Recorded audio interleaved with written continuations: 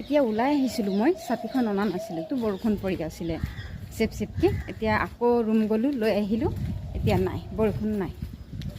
এতিয়া হাতত ধৰি লৈ গৈ আছোঁ, এইটো এনেকুৱাই হৈ থাকে। ৰাতিপুৱা এনেই লেট হওঁ, আকৌ এয়া এটা এটা বাহানা ওলাই থাকে। এতিয়া নাই, বৰষুণ নাই। আধা ৰাস্তাৰ পৰা মই ঘূৰি গৈছোঁ, চুলিখিনি ধুইছোঁ, শুকোৱা নাই, তেনেকুৱা হৈ আছে। তেতিয়া চুলিত ফণি মাৰিলে মোৰ চুলি সৰে, সেইটো কাৰণে মই ফণি মৰা নাই, অকণমান ড্ৰাই হ'ব দিছোঁ। তাৰপাছত পাৰ্লাৰ গৈয়ে আৰু এতিয়া ফণি কৰিম। চুলি কাৰ্লি হৈ গৈছে, ষ্ট্ৰেট কৰিছিলোঁ, আকৌ ওলাইছে। এতিয়া কৰিব লাগিব পূজা সময়ত।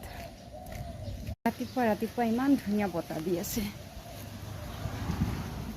বতাহ দিয়াৰ কাৰণে ভালেই লাগিছে বাৰু।